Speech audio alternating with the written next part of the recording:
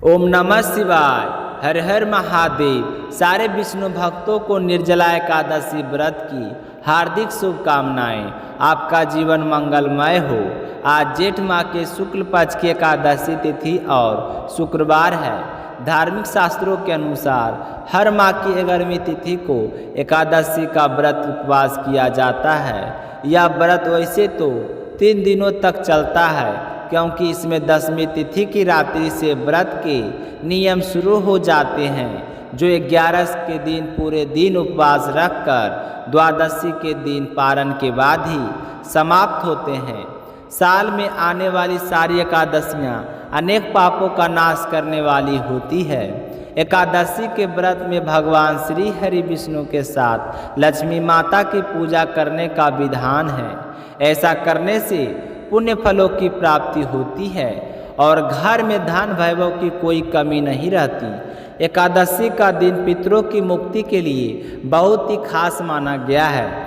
जिन पितरों को मोक्ष की प्राप्ति नहीं हुई है, उनको एकादशी के दिन एक लोटे में थोड़े से काले तिल मिलाकर दक्षिण दिशा की तरफ मुख करके पितरों का तर्पण करना चाहिए।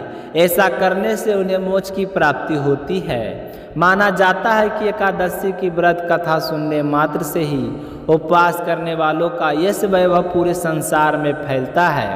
एकादशी के दिन श्री नारायण की पूजा के लिए नारियल, नींबू, निवेद, ऋतुफल आदि सब वस्तुओं को एकत्रित करके विष्णु जी का पूजन करें और फिर रात्रि में श्री हरि का जागरण करें, तो हमें सब तरह के पापों से, संकटों से मुक्ति मिल जाती है और हमारे जीवन में खुशियां का आगमन होता है।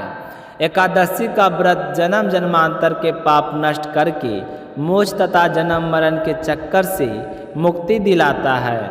यह एकादशी सब तरह के पापों का नाश करती है और जो व्यक्ति व्रत रखता है उसके पूरे परिवार को इसका पुण्य फल मिलता है। एकादशी की रात्रि में सोना नहीं चाहिए। पूरी रात जागकर श्री हरि विष्णु की भक्ति करनी चाहिए और रात्रि के समय भगवान विष्णु की प्रतिमा के निकट बैठकर भजन करते हुए जागरण करने से उनकी विशेष कृपा हम पर बनी रहती है। और दूसरे दिन द्वादशी को पारण करने से पहले सुपात्र ब्राह्मण को भोजन करवाएं। उसके बाद दान दक्षिणा देकर ब्राह्मण से आशीर्वाद लें और फिर स्वयं व्रत का पारण करना चाहिए। तो अब अपने सुनते हैं आज की कथा। हमेशा की तरह सबसे पहले सुनेंगे गणेश जी की महाराज की छोटी सी कहानी। तो इस कथा को प्रेम भाव से सुनना और ज़्यादा से ज़्यादा विष्णु भक्तों में शेयर करना। बोलिए गणेश जी महाराज की जय हो। एक गांव था जिसमें एक सेठ जी अपने परिवार के साथ रहा करते थे। सेठ जी का गांव के पास ही शहर में बहुत बड़ा कारोबार था। सेठ जी गणेश जी के परम भक्त थे। वे पूरी श्रद्धा और विश्वास के साथ नियमित रूप से गणेश जी की पूजा किया करते थे। तो गणेश जी की कृपा से सेठ जी के घर में अन्न धन के भंडार सदैव भरे रहते थे। उनके जीवन में किसी भी तरह की कोई कमी नहीं थी। नित्य प्रतिदिन वह नियम से नदी पर स्नान करने जाते और आकर गणेश जी की पूजा करते, उन्हें भोग लगाते। गणेश जी की पूजा करने के बाद ही स्वयं भोजन किया करते थे। यह उनका रोजाना का नियम था। पर यह बात सेठानी जी को बिल्कुल भी अच्छी नहीं लगती थी। वह धार्मिक नहीं थी और ना ही भगवान में विश्वास रखती थी। सेठ जी को रोजाना ऐसा करने के लिए मना किया करती थी, लेकिन सेठ जी सेठानी की बात पर ध्यान नहीं देते थे। एक दिन की बात है, सेठानी सोचने लगी कि यह गणेश जी को इतना मानते हैं और कहते हैं कि सब कुछ गणेश जी भगवान ने दिया है और हमेशा इनकी पूजा करते हैं। पत्थर की पूजा करने से कुछ नहीं होता। आज मैं गणेश जी को यहाँ से उठा लेती हूँ और फिर देखती हूँ कि वह गणेश जी की पूजा कैसे करेंगे और बिना पूजा किए कितने दिन भूखे रहेंगे। तो यह सोचकर सेठानी दूसरे दिन जब सेठ जी नदी पर स्नान करने जाते हैं तो पीछे से गणेश जी की मूर्ति को उठा लेती है और बगीचे में ले जाकर जमीन में दबा देती है। जब सेठ जी नदी पर स्नान करके आते हैं तो देखते हैं कि मंदिर में गणेश जी की मूर्ति नहीं है।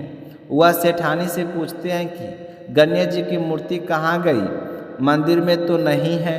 तो सेठानी बोली कि मुझे नहीं मालूम, आपको पता है कि मेरी इन सब चीज़ों में कोई रुचि नहीं है। तो सेठ जी परेशान होकर सारे घर में गणेश जी की मूर्ति को ढूंढने लगे, पर उन्हें मूर्ति नहीं मिली। सेठानी ने कहा कि आप भोजन कर लो और काम पर जाओ। तो सेठ जी ने कहा कि आज तक मैंने कभी भी गणेश जी को भोग लगाए बिना भोजन नहीं किया है, तो आज भी नहीं करूँगा।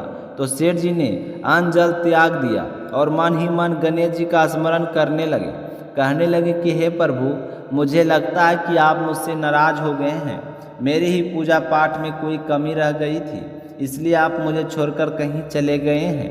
हे भगवान, अगर मुझसे कोई गलती हो गई हो तो मुझे माफ़ करो और अपनी कृपया दृष्टि मुझ पर बरसाओ और मुझे दर्शन दो।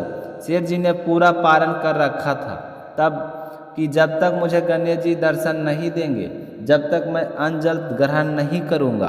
तो इसी तरह पूरा दिन निकल गया। रात्रि में सेठ जी गणेश जी का स्मरण करते हुए सो गए। तो सेठ जी की सच्ची भक्ति से गणेश जी भगवान प्रसन्न हो गए और सेठ जी को सोए हुए नींद में दिखाई देने लगा जैसे गणेश जी भगवान एक चूहे के साथ खेल रहे हैं और चूहे को खाने के लिए लड्डू देते हैं। तो वह चूहा लड्डू लेकर उछलता कूदता हुआ बगीचे में चला जाता है और वहाँ जाकर जमीन को खोदने लगता है। वहीं पर वह लड्डू डाल देता है। तो अचानक से सेठ जी की नींद खुल जाती है। तो वह सोचने लगते हैं कि मुझे इस तरह का सपना क्यों आया। फिर खड़े होकर बगीचे में चले जाते हैं और उसी जगह को जाकर खोदते हैं जिस जगह को अपने सपने में चूहे को लड्डू दबाते हुए देखा था। तो जैसे ही थोड़ी सी मिट्टी हटाते हैं तो हटाते ही एक कपड़े के अंदर लपेटे हुए गणेश जी महाराज की मूर्ति मिल गई। तो यह देखकर सेठ जी बहुत ही प्रसन्न हुए और मूर्ति को लाकर नहला धुलाकर मंदिर में विराजमान कर दिया और पूजा पाठ करने लगे। घंटी की आवाज़ सुनकर सेठानी की नींद खुल गई। तो वह उठकर आई कि सेठ जी को क्या हो गया जो इस तरह रात में ही घंटी बजा रहे हैं। तो सेठानी उठकर मंदिर में आकर देखती है तो गणेश जी की मूर्ति वहाँ पर विराजमान थी और सेठ जी पूजा पाठ कर रहे थे। तो यह देखकर सेठानी को बड़ी ही हैरानी होती है और वह हाथ जोड़कर सेठ जी से माफ़ी मांगती है और गणेश जी को छिपाने वाली सारी बात सेठ जी को बता देती है। तो सेठ जी कहते हैं कि अब तो तुम्हें विश्वास हो गया होगा कि यह सब कुछ गणेश जी भगवान ने दिया है। तो सेठानी शर्मिंदा होते हुए कहती है कि मुझसे बहुत बड़ा गलती हो गई है। आज के बाद मैं कभी तुम्हारे साथ रोजाना नियम से गणेश जी की पूजा किया करूँगी। उसी दिन से सेठ और सेठानी प्रेम पूर्वक पूरे श्रद्धा भाव से गणेश जी भगवान की पूजा करने लगे। हे गणेश जी भगवान, जैसे आपने अपना आशीर्वाद सेठ जी पर बनाए रखा, उसी तरह सभी पर बनाए रखना। जो भी आपकी पूजा पाठ करके इस कथा को सुने, उसकी सारी मनोकामनाएं पूर्ण करना। बोलिए गणेश जी भगवान की जय हो। अब अपने सुनते हैं निर्जला एकादशी व्रत कथा। एक दिन कुंती पुत्र भीम व्यास जी से कहने लगे कि हे पितामह, मेरे भाई युधिष्ठिर, माता कुंती, द्रौपदी, अर्जुन, नकुल और सहदेव सारे के सारे हर महीने आने वाली दोनों एकादशियों का व्रत करते हैं और मुझे भी कहते हैं कि तुम भी व्रत किया करो।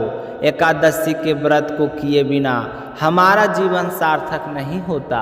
परंतु महाराज, मैं तो व्रत नहीं रख सकता। मैं उनसे कहता हूँ कि तुम जो कहोगे मैं वह करने के तैयार हूँ। भगवान की शक्ति पूजा आदि कर सकता हूँ, दान भी दे सकता हूँ, लेकिन भोजन के बिना एक समय भी नहीं रह सकता हूँ। हे महाराज, मैं तो बड़ी दुविधा में हूँ। आप ही मुझे बताइए कि मुझे क्या करना चाहिए। तो व्यास जी कहने लगे कि भीमसेन, अगर तुम नरक को बुरा और स्वर्ग को अच्छा समझते हो और तुम्हें जीवन के अंत में मोक्ष मिले हो, तो तुमको हर महीने आने वाली दोनों एकादशियों का व्रत रखना होगा। तुम इस दिन व्रत रखकर श्री हरि विष्णु की पूजा किया करो। तुम्हारे माता और भाई बिल्कुल सही कहते हैं। तो पितामह की बात सुनकर भीम कहने लगा कि हे पितामह, मैं तुमसे पहले ही कह चुका हूँ कि मैं भूख सहन नहीं कर सकता हूँ। यदि पूरे साल भर में कोई एक ही व्रत हो तो उसे तो मैं कर सकता हूँ, क्योंकि मेरे पेट में विक नाम अग्नि है, जिसके चलते मैं एक समय भी भूखा नहीं रह सकता हूँ। मैं समय समय पर भोजन करता रहूँ तभी वह अग्नि शांत रहती है। इसलिए पूरा उपवास तो किया, मैं तो एक समय भी भोजन के बिना नहीं रह सकता हूँ। अतः आप मुझे कृपया करके कोई ऐसा व्रत बतलाइए जो साल में एक ही बार करना हो और मुझे स्वर्ग की प्राप्ति हो जाए। तो श्री वेदव्यास जी कहने लगे कि हे पुत्र, बड़े बड़े ऋषियों ने बहुत शास्त्र आदि बनाए हैं, जिनसे बिना धन के थोड़े से परिश्रम से ही स्वर्ग की प्राप्ति हो जाती है।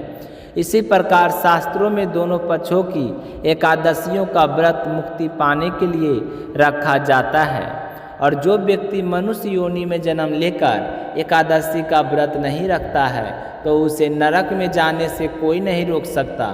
तो वेदव्यास जी की वचन सुनकर भीमसेन तो नरक में जाने के नाम से ही भयभीत हो गए और वह तो कांपने लगे, हाथ जोड़कर कहने लगे कि हे भगवान, अब मैं क्या करूं? मैं तो 2 व्रत तो नहीं कर सकता। अगर मैंने ऐसा किया तो मैं भूख के मार जाऊंगा। हे भगवान, मुझे कोई रास्ता दिखलाइए। अगर साल में कोई एक ऐसा व्रत है जिसके करने से मुझे मोक्ष की प्राप्ति हो तो मैं खुशी खुशी उस व्रत को करने के लिए तैयार हूँ। तो भीम को इस तरह परेशान देखकर व्यास जी कहने लगे कि हे भीम, तुम इस तरह से दुखी और परेशान मत हो। ऋषभ और मिथुन की संक्रांति के बीच जेठ माह के शुक्ल पक्ष की जो एकादशी आता है उसका नाम निर्जला एकादशी है। यह जेठ माह के शुक्ल पक्ष में आती है। तुम उस दिन एकादशी का व्रत करो।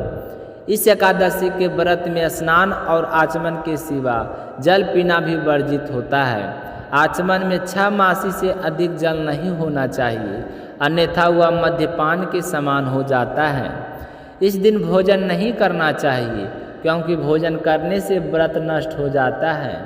इस व्रत का नियम 10वीं तिथि की रात्रि से ही शुरू हो जाता है। यदि कोई व्यक्ति एकादशी को सूर्योदय से लेकर द्वादशी सूर्योदय तक जल ग्रहण ना करे तो उसे साल भर में आने वाली सारी खुशियाँ एकादशियों के समान पुण्य फल प्राप्त हो जाता है। द्वादशी को सूर्योदय से पहले उठकर स्नान करें। इसके बाद ब्राह्मण और ज़रूरतमंदों में दान करें। फिर भूखे और सुपात्र ब्राह्मण को भोजन करवाकर स्वयं भोजन करें। इस तरह जो भी निर्जला एकादशी व्रत रखता है उसे पूरे 1 वर्ष की संपूर्ण एकादशियों का पुण्य फल प्राप्त होता है। इस तरह बताते हुए वेदव्यास जी कहने लगे कि हे भीमसेन, यह व्रत मुझे स्वयं भगवान ने बताया है। इस एकादशी का पुण्य समस्त तीर्थों और दानों से अधिक है। केवल एक ही दिन मनुष्य निर्जल रहने से समस्त पापों से मुक्त हो जाता है। जो मनुष्य एकादशी का व्रत करते हैं उनकी मृत्यु के समय यमदूत उन्हें आकर नहीं घेरते, बल्कि भगवान विष्णु के पार्षद उसे पुष्पक विमान में बैठाकर स्वर्ग को ले जाते हैं। अतः संसार में सबसे श्रेष्ठ निर्जला एकादशी का व्रत है।